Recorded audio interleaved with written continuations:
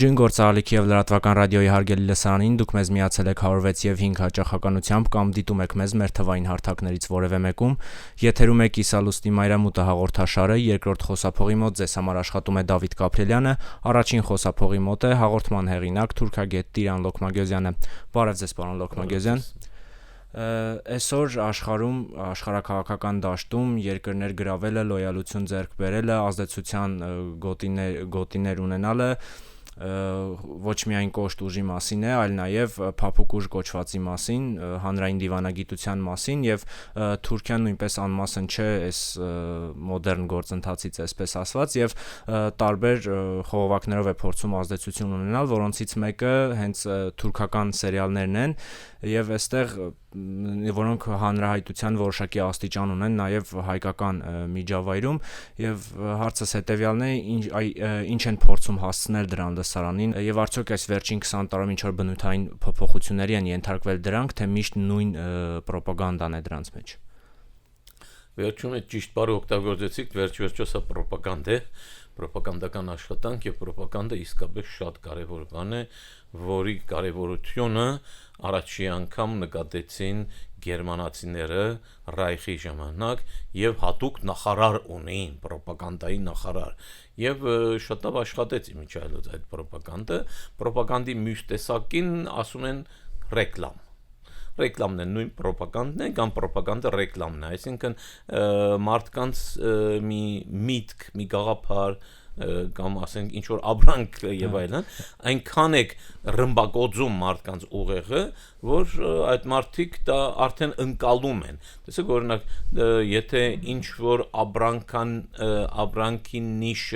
ապրանքանիշ դուք շարունակ լսում եք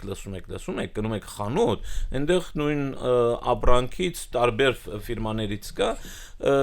համարյա ոչ մեկին չեք ճանաչում ես էլ չեք ճանաչում բայց տեսնում եք որ այս կա սրա մասին ես լսել էի սա լավն է ու առնում եք ռեկլամի ազդեցությունը դա է մշտական ռմբակոծել մարդու ուղեղը բայց ռոպագանդա եզրույթը երբ ավելի բացասական տպավորություններ է թողնում այսինքն բացասական լավ ռոպագանդա կա ինչ որ լավ կա բայց որ ասում ենք շատ բացասական ինչ որ բան այսօր արդեն ոդի էնգել այդ բանը այսօր բացասական իմաստով են օգտագործում ոչ թե անունը այլ նաև ռոպագանդա ինքը այսօր ռոպագանդում են վատ բաները այսօր ռոպագանդում են բացասական բաները եւ հատկապես Եվրոպա եւ Ամերիկան դրա ազդեցությունը արդեն հասկացել են վաղուց եւ հատուկ կենտրոններ աշխատում են այդ առումով իրենց քաղաքական նպատակներին հասնելու համար ինչ որ բաներ ռոպագանդում են ոչ միայն իրենց երկրում, առաջերտին նաև իրենց երկրում իհարկե, այլ նաև արտասահմանում, այլ օրինակ այն երկրում կոնկրետ, եթե կարողանան իհարկե, որը ուզում են ինչ որ նվաճեն, թեկուզ ոչ թե ռազմական առումով, ինչպես ասեցիք, այլ նաև դիվանագիտական, քաղաքական առումով եւ իզուր չի որ այսօր համարյա աշխարհի հիմնական իհարկե ասենք հիմնական եվրոպական եւ ամերիկյան լրատվամիջոցները մի քանի հոգու ձեռքում են կենտրոնացած հարյուրներով լրատվամիջոց կա էլ հեռուստատեսություն, թեր, ժուրնալ եւ այլն եթե չեմ սխալվում մի 7 գազམ་ակերպության ձեռքում են կենտրոնացած այս բոլորը դրանց են բանկանում իսկ եթե ինչ որ մի նոր ի հայտ է գալիս եթե տեսնում են որ ուժ եղանում է փողը տալիս են առնում են դա իրանցն է լինում իմիջիայլոց այդ բաների մեջ այդ լրատվամիջոցների մեջ կան բաներ որ մեկը ասենք աչ է ասում մյուսը ձախ է ասում սակայն ոչինչ դա էլ իրանցն է հասկանում եք իրենք դիրապետում են դրան իրենցն է եւ իրենք կարծեք թե այդ ուղղությունով այդ թերթը կամ հեռուստատեսությունը ռոպագանդում է սակայն իրականում բավականին թույլ է ռոպագանդում եւ իրենք նայում են պետք եղած ժամանակ կանխում են որ շատ առաջ չգնա իսկական չլինի դա այլ գեղձիկ լինի ու այդ մարդկանց էլ որ այդ ուղղությամբ են գնում հավաքում են այդ թերթի կամ հեռուստատեսության շուրջը իրենց ափի մեջ է այդ ամեն ինչը այսինքն այսօրվա աշխարհը ասենք աշխարհի մտածելակերպը եթե իհարկե գա մի 10% մաքսիմում որոնք չեն խապվում այս ամեն ինչով, որոնք առողջ մտածելակերպ ունեն եւ կարողանում են դատել եւ ճիշտ դատել։ Ու այդ նրանք են միայն արանքից կարող են բլստալ, այսպես ասած, մնացած 90%-ը բանի կուտի նման կուտ է տալիս այդ ամեն ինչը, այդ ռոպագանդը եւ այդպես էլ մտածում են, այդպես էլ գործում են, այդպես էլ խոսում են։ Հիմա սա է աշխարհի վիճակը։ Այո, սա կոչվում է այսօր փափուկ ուժի գործածություն, այսինքն առաջն են ծեր որ հիմա մեկին ինչ որ մի բան համոզելու համար, այո, ընդունել տալու համար կամ համոզելու համար, տեսնում ես չի ստացում, տալիս էր գլխին, համոզում էր մի անգամից։ Հիմա այս առումով, այսինքն փափուկ ուժով են աշխատում, իհարկե կան երկրներ, որ մասնագիտացած են արդեն այդ առումով, այս բանի մեջ ամենագլխավորը Ամերիկյան Միացյալ Նահանգներն է, այս առումով օրինակ ամենահետ մնացածներից մեկը դեռ հին ձևով աշխատող, կվալտով աշխատողը, օրինակ Ռուսաստանն է։ Արդեն ամեն մարդ էլ ընդունում է, Ռուսաստանը չի կարողանում, նրանք չեն կարող։ Իմիջիալոց ասեմ, որ ես մի քանի անգամ էլ ասել եմ, Ռուսաստանը շատ թույլ է եղել միշտ ամբողջ պատմության ընթացքում դիվանագիտության մեջ։ Իսկ դիվանագիտությունը այս փափուկ ուժն է, քաղցր խոսելով, շատ գիրտ խոսելով եւ այլն, բայց իր գործը առաջ տանելու արվեստ է, դիվանագիտությունը իսկապես արվեստ է, բայց իհարկե ամեն մարդ չէ, ամեն մի դիվանագետ չէ, որ այդ արվեստին դիրաբետում է, պատմության մեջ եղել են շատ լավ այդ արվեստին դիրաբետողներ տարբեր երկրներում, սակայն ինչպես ասացինք ամեն մի դիվանագետ կոչվածը այդ արվեստին չի դիրաբետում իհարկե, սակայն ինչպես ասացինք ռուսները միշտ պատմության մեջ շատ վատ դիվանագետ են եղած, այսինքն դիվանագիտական ճակատում իրենք միշտ տանուլ են տված, միշտ համարյա չկա մի դեպք, որ կարող ենք ասենք, որ այստեղ ռուս դիվանագետները շատ փայլուն են աշխատել եւ հաջողության են ասել։ Հակառակը իրենց բանակը, իրենց զինվորը շատ լավ է եղած, այսինքն ինչ որ իրենց զինվորը ձեռք է բերել իր կյանքի բանով արժեքով, իրենց դիվանագետները միանգամից տանուլ են տվել սեղանում նստած, հատկապես եվրոպացիների հետ, երբ որ նստում էին սեղանում։ Վերադառնալով Թուրքիայի դեպքին, այդ ինչ վերաբերում է հենց կոնկրետ սերիալների դեպքին, այ օրինակ ինչ օրինակներ կարող եք բերել, եթե գիտեք այդպիսիք այդ սերիալների եւ կոնկրետ լսարաններ, որ դրանք ուղղված են կոնկրետ բան, ինչ են ուզում հրամցնել այդ սերիալներով, այդպիսի դեպքերի Գանք մինչև սերիալները թուրքական դիվանագիտության նախ օրինակ Օսմանյան դիվանագիտությունը նույնպես ռուսական դիվանագիտության կվալտով աշխատող էր Օսմանյան դիվանագիտության մեջ փայլած են քրիստոնյաները հույները օրինակ հայերը օրինակ երբ որ իրենք ինչ որ պետական ոլորտներում աշխատել են օրինակ եղել է օրինակ ժամանակին հայ արտգործնախարար նաև շատ փայլուն, բայց հիմնականում այդ դիվանագիտական աշխատանքների ավելի ներքին օղակներում հայեր եւ հույներ եղած են, հիմնականում առաջ հույներ էին, սակայն երբ որ հույները ապստամբեցին, Հունաստանը, ամբողջ հույները մաքրեցին պալատից, դրանց փոխարինեցին հայերով։ Իսկ հայերն շատ լավ աշխատում են, շատ լավ գործ էին անում։ Հետագայում հանրապետական շրջանում, Թուրքիա հանրապետության շրջանում, այս դիվանագիտությունը մի քիչ ավելի զարգացավ։ Թուրքերը ինչ որ առումով ես չի ասել, որ լավ դիվանագետներ են, սակայն իրենց էության մեջ իրենք աղվես են։ Աղվեսական մտածելակերպ ունեն իրենք եւ ոնց անեն, ոնց թրցնեն ինչ որ իրենց շահին համապատասխանող ինչ որ բան, այդ է շատ լավ են հասկանում։ Իրենց շահով, միշտ իրենց շահով են առաջնորդում։ Օրենք, ասենք իրավունք, չգիտես, այդպիսի բաներ գոյություն չունեն Թուրքիայի համար։ Պետք է ինքը այս ճանապարհով կգնա։ Չնայած ամբողջ աշխարհի դեմ է, ամբողջ օրենքների եւ այլն կանոնների դեմ է, ոչինչ, իրեն պետք է այդ ճանապարհով կգնա։ Եվ այդ ճանապարհով գնալու համար ամեն ինչ կան է, խափիություն էլ կան է եւ այլն, իմիջիալոց դա ասեմ որ իսլամի հիմքում էլ դրված է դա նաև եւ Մուհամմեդի կողմից դրված է մի անգամ խոսել եմ ես դրա մասին եւ իրենք դա շատ լավ այսինքն իրենց մտածելակերպը այդպես է այդ պատճառով էլ հաջողացնում են ինչ որ բաներ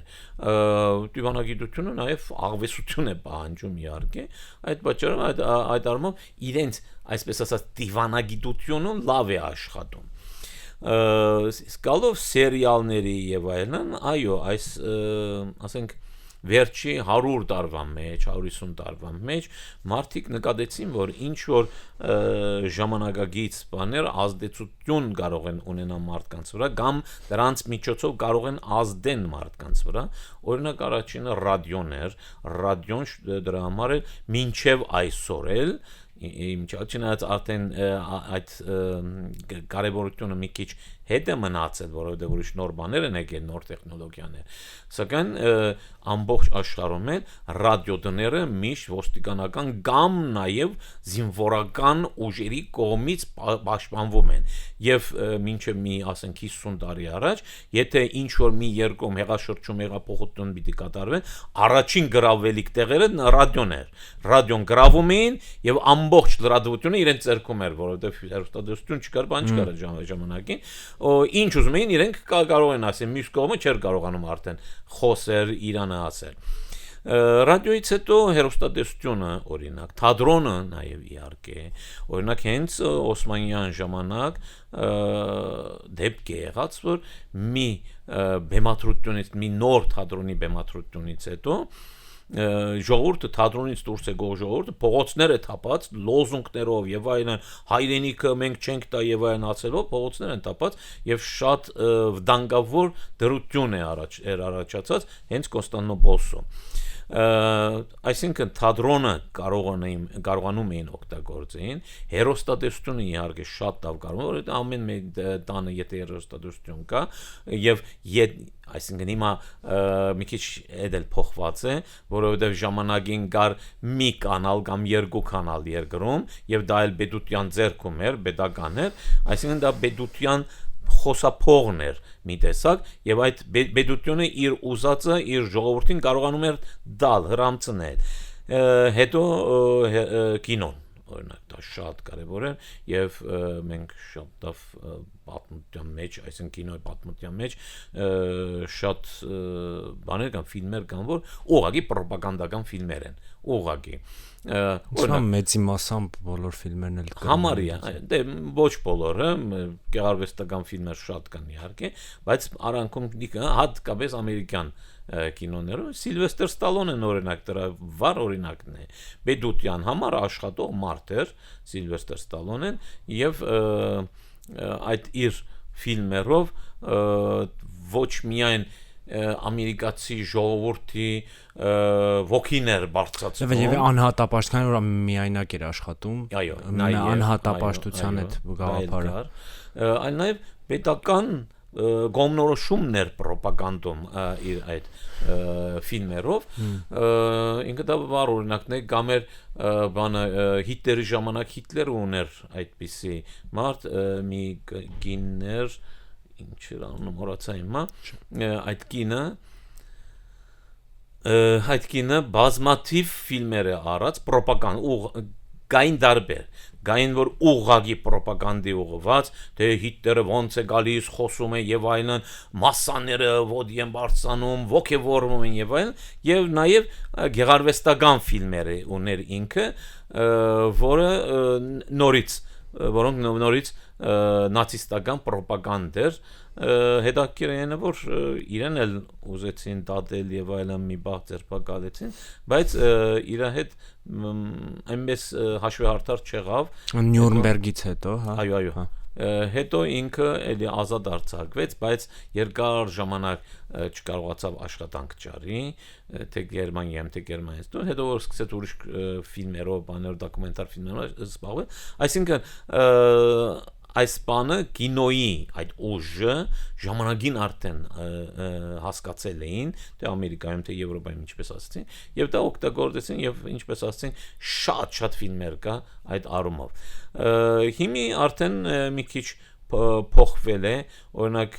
ժամանակին չկար սերիալ գոչված մի բան, հետո հնարեցին սերիալը, հիմա ամբողջ աշխարհում սերիալներ են տևական ժամանակ թույլ է տալիս ինչ որ անընդհատ մանր դոզաներով, այո, դա մանր դոզաներով շատ ճիշտ է,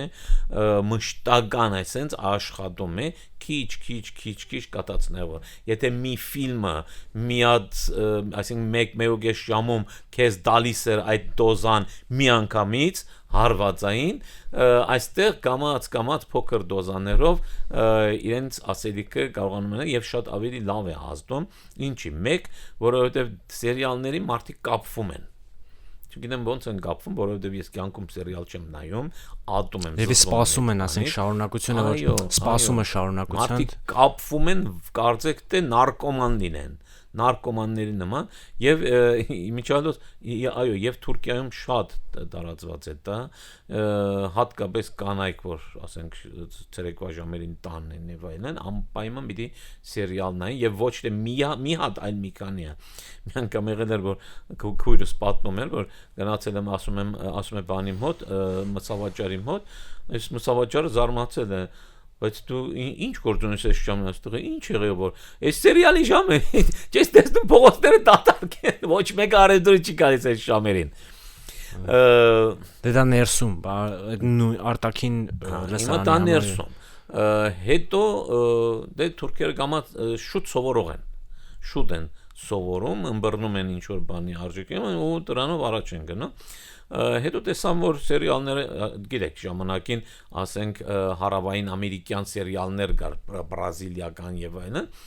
եւ անգամ Հայաստանում էին ցուցադրում չէ Թուրքիայում էլ այդպես էր ամերիկյան հարավամերիկյան եւ այլն սերիալները full նայում էին եւ եթե այսօր գնաք մեկին հարցեն մինչեւ այսօր էլ անգիր գիտեն այդ անունները բաները եւ այլն սկզբնական շրջանում իհարկե այս սերիալները բան էին այսինքն երկարաժամկետ ֆիլմեր էին եւ ավելի ամենասպաներ են ասենք կովբոյական բաներ էր գալիս ամերիկայից դա էլ ռոպագանդայի տարուներից այո նաեւ իհարկե բայց ավելի բարոյականություն կար դրանց մեջ հետո արդեն դարձան անբարոյական սերիալների հիմա արդեն ամբողջ աշխարհում գնում են սերիալներ որոնք ավելի շատ անբարոյականություն են տարածում եւ ռոպագանդում քան բարոյականություն այն ժամանակին այդպես չէր սկզբնական շրջանում ընդհակառակը ինչպես ասեմ բարոյական նորմեր էր գարենդը հետո այդ բրազիլիական, չգիտեմ ինչ որ երկրներից, հատկապես այդ բրազիլիականներից հետո տեսան որ նաև ուրիշ բան կա, այստեղ ոչ միայն ռոպագանդա, փող կա սրա մեջը, շատ հեշտ է, շատ էժան արդյունքություն են դրանք, հիմնականում ասենք ընտանեկան խնդիրներ են, դե եթե ընտանեկան ուրեմն դա մեջ է անում, այնց մեծ տարածքներ, փողոցներ փակել եւ այն բաներ պետք չէ սերիալի համար, ինչպես ֆիլմի համար անում են, միլիոններ են ծախսում, իսկ սերիալը ավելի էժան է։ Մի սենյակի մեջ ասենք 10 սերիա, 15 սերիա գնում է, առանց փողոց դուրս գալու։ Այդ պատճառով շատ հեշտ գրվում է, շատ իհարկե պատրաստում են սյուժեն պատրաստում, ասենք ընտանեկան բաներ, իրար հետ վեճեր, վիճաբանություններ, կռիվներ, սեր եւ ամեն ինչ կա։ Եվ տեսան որ այստեղ կարելի է փող աշխատել։ Սկսան թուրքերը սերիալ արտադրել։ Եվ այնպես եղավ որ այդ բրազիլիական սերիալները այլևս դուրս մղվեցին, անցան թուրքական սերիալները, իհարկե սկզբնական շրջանում ինչպես թուրքական ֆիլմերն էին ժամանակին, ասենք 50-ական 60-ական թվականներին, շատ հիմար, շատ պրիմիտիվ բաներ էին, բայց սկսան կամաց կատարելագործվել այդ ամեն ինչի մեջ եւ այո, ֆիլմ չկա Թուրքիայում մինչև այսօր էլ ֆիլմը չզարգացավ, սակայն սերիալը զարգացավ։ Երկարամետրաժ ֆիլմ։ Այո, նորմալ ֆիլմերը, 1.5 ժամոց, ասենք 2 ժամանոց ֆիլմը։ Սակայն սերիալը լավ զարգացավ, որովհետև փող կար։ Եթե փողը գալիս է, դու կարողանում ես ներդնել այդ սերիալի մեջ եւ մշտական փող է գալիս, մշտական կարողանում ես ներդնել։ Ու զարգացրին ու հասան այնպիսի սերիալների, որ ասենք բանը այդ Օսմանյան պատմության հետ կապված հրաշալի դարը, այո, հրաշալի դարը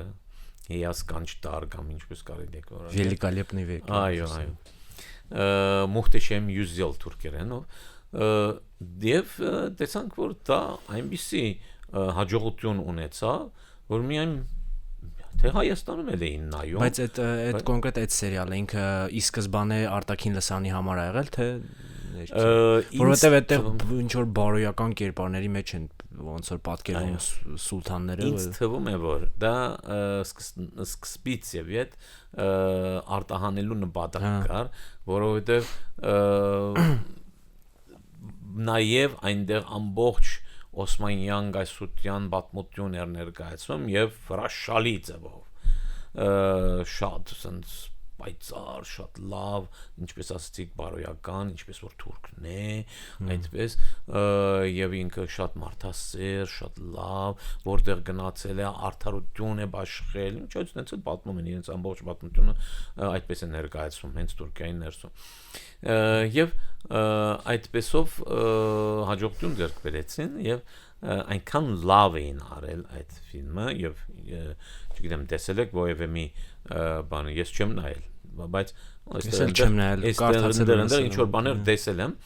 ինչ որ բաժինն է ֆրագմանն է տեսնում ես որ ահագին փող են ծախսել դրա վրա միայն այդ հակոստները բաները եւ այլն ահագին փող է ահա ուրեմն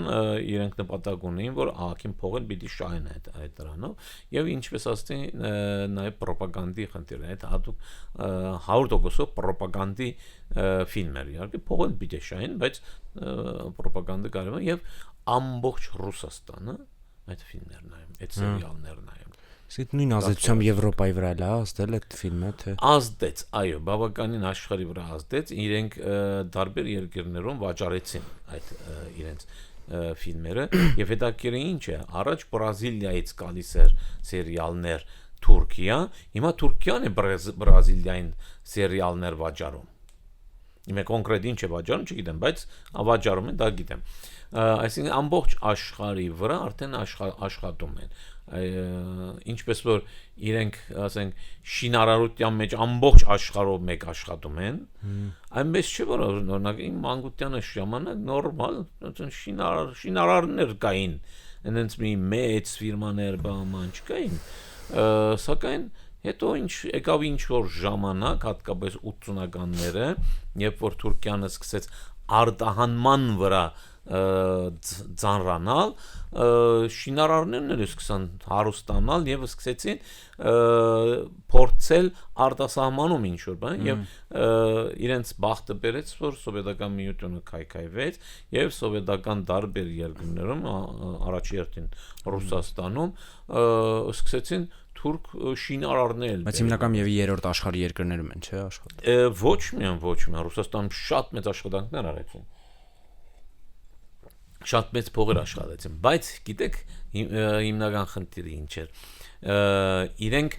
իրենց կանչում էին ոչ թե նրա համար որ իրենք շատ լավ շինարարներ են շատ լավ ջարդարաբետներ են ոչ Ռուսաստանում սովետական միությունում դրանցից շատ ավելի լավերը կային ոչ որովհետև այդ ժամանակները այն ժամանակներ որ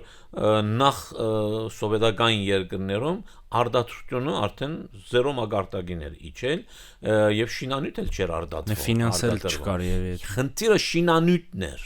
ֆինանս կար այսինքն պետությունը տալիս էր որ այդ շենքը նկատի ունեմ էժաններ երևի ավելի քան ոչ այժմ էլ չէր առաջերտին սրանք շինանյութ չկար այլևս Ռուսաստանում շինանյութը բերում էին Թուրքիայից եւ երկրորդը թուրքերը արդեն սկսել էին ոչ միայն եվրոպական շինանյութ ներմուծել ու այդ շինանյութը օգտագործել, այլ նաև իրենք էին սկսել արտադրել եվրոպական մագարտակներով։ Այսինքն ինչ Եվրոպայից բերում էին, դրա մի մասը նաև իրենք Թուրքիայում էին սարքում։ Ռուսները եւ կամ մնացած սովետական երկրները տեսան, որ ինչ մատերիալներ է, մենք այսինքն բան չենք օգտագործել, չենք տեսել։ Հենց դրա համար, այսինքն այդ կանչում էին մարդկանց, որ այս իրենց մատերիալներով կառուցեն այդ շենքերը։ Հիմա էլ մեր շուկայում էլ շինանյութի երևի շինանյութը Թուրքիայից է գալիս։ հիմնականում Թուրքիայից է գալիս մինչև այսօր չնայած այնպիսի մի չնաշխարհիկ բաներ չեն որ Թուրքիայից բերվում են այստեղ այսինքն նորմալ բաներ են բայց հետաքրքիր է այստեղ չկա եւ ուրիշ երկրից էլ չի բերվում այսինքն ինչ ասեմ մեխը օրինակ կամ շրուպները եւ այլն բոլորը Թուրքիայից են բերում այդ այնց մի մեծ բան չէ որ ուրիշը չկարողանա արդատրել ես վստահ եմ որ այսօր Ռուսաստանում էլ կամ ուրիշ երկրներում նախկին սովետական երկրներում հենց եղել են եւ կան այսօր էլ ֆիրմաներ այսինքն գործարաններ որ նույն բանը կարա արդատրել ինչի չեն արդատրում արդյոք կամ մերոնք այդքան ընկած են թուրքականի հետևից որ անպայման Թուրքիայից են բերում չեմ հասկանում անհասկանալի բան է ինչու՞ ցենց մեր քտիտակ բանը Իրանն էլ ունի նույն աբրանքները իհարկե սակայն անպայման այդեն սովորել են Թուրքիա ներգ օրինակ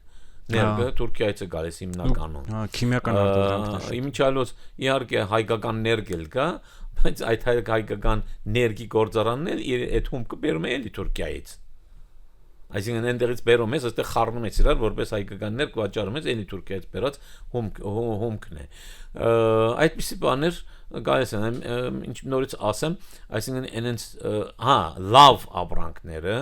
այնպես որ ասեցի չնաշխարհիկ նոր լուծումներ եւ այլն դրանք ուրիշ տեղերից են գալիս օրինակ Իտալիայից են գալիս Եվրոպայից են Իսպանիայից եւ այլն իսկ հասարակ բաները որը մի քիչ եթե մարդ այդ փողը Թուրքիա ուղարկելու փոխարեն այդ մեխը առնելու փոխարեն այդ դրա հաստոցը բերես այստեղ արդարացես նույն դու այդ գարաս արդարացես այսինքն այնպես շատ դժվար բաներ չեն ինչ որ Թուրքիայից բերվում է սա է հիմնական այսինքն այդ աբրանքը այդ ներկանյութը դու գարաս Իրանից էլ վերցնես ուրիշ երկրից էլ վերցնես Չինաստանից բերես կամ չգիտեմ Ռուսաստանը արդեն ունի թե չունի այնտեղից բեր չէ կապած ասեն սովորել են Թուրքիայից բերեն Թուրքիան ոչ մեկի մտքով էլ չեն ասում ինչի որովհետև հեշտ է գիտեք այստեղից առնել այստեղ ծախելը շատ հեշտ է սակայն արդարություն տնելը չնայած արդարությունով թե ավելի լավ կարաս աշխատես երկարաժամկետ բանով գտրվածքով եւ նաեւ քո երկրդ էլ օգուտ կտաս իսկ այսպես վնաս ես տալիս որովհետեւ այդ ամեն ինչը վալյուտայով է առնում իսկ վալյուտան այսօր ամբողջ աշխարհում այսինքն ոչ միայն այսօր վաղուց ամենակարևոր բաներից մեկն է օրինակ Թուրքիան այդ խնդիրները ժամանակին ունեցել էր եղել էր ժամանակ որ 50 բանի սենտի կարոտ ունեին չկար վալյուտա չկա ասենք մարդը տուրիստ արտասահման է գնալու գնում է բանկից իրավունք ունի չգիտեմ ինչքան փող մանրելու ինչպես սովետական ժամանակ կար չէ այսքան կարաս ստանաս որ արտասահման գնաս գնում էր բանկը ասում էր փող չկա կենտրոնական բանկն էլ փող չունի վալյուտա չկա դոլար չկա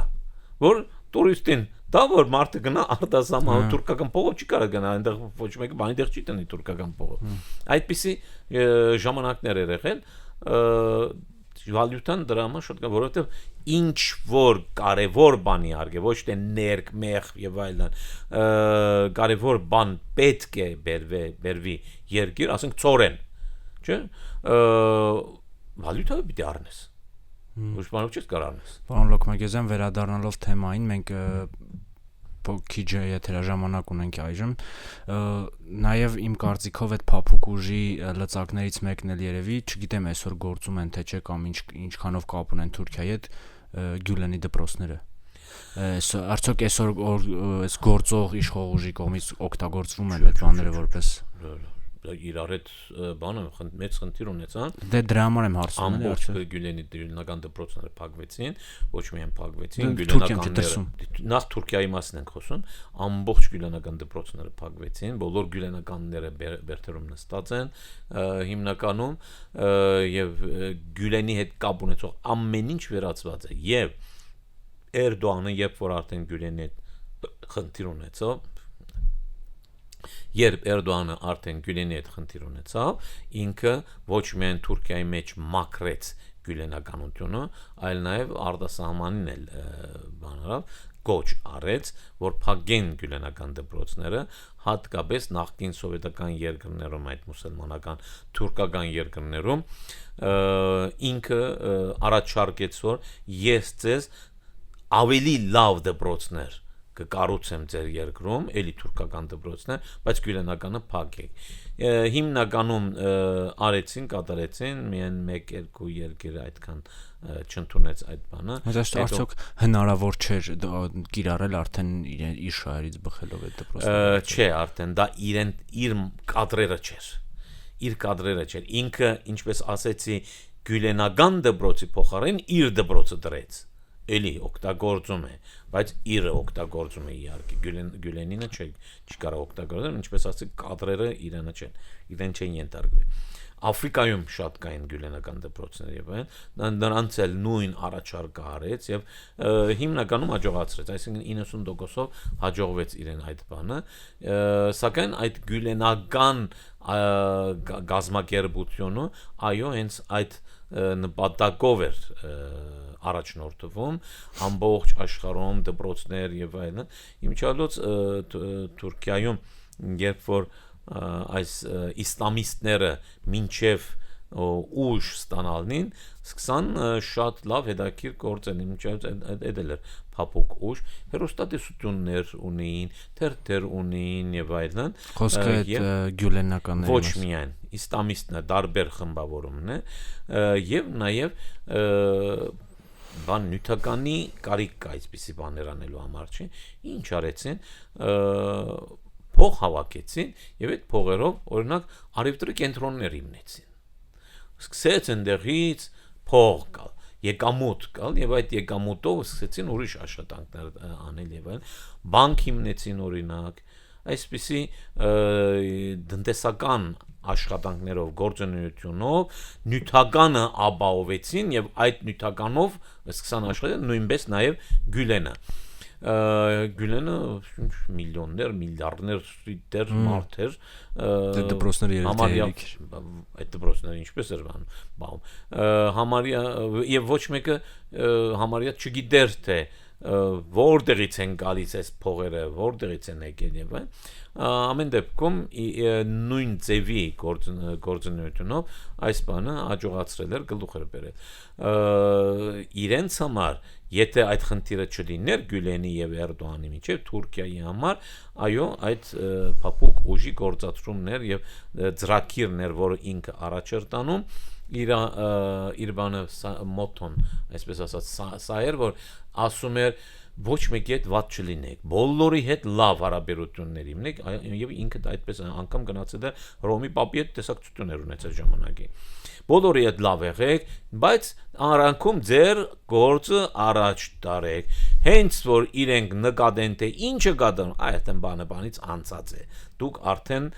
գրավել եք Երգիրը գրավել եք, այդ կառույցները գրավել եք եւ այլն։ Եվ սա հենց փափուկ ուժն է, չէ՞։ Փափուկ ուժը, հիմա Էրդողանն էլ քիչ թե շատ ունի այդ բանը, օրինակ հիմնականում բաների հետ այդ նախկին սովետական թյուրքական կամ իսլամական երկրների հետ տարբեր ոլորտներով միլիարդներ է ծախսում, միլիարդ դոլարներ է ծախսում եւ ասենք լեզվական, հնագիտական,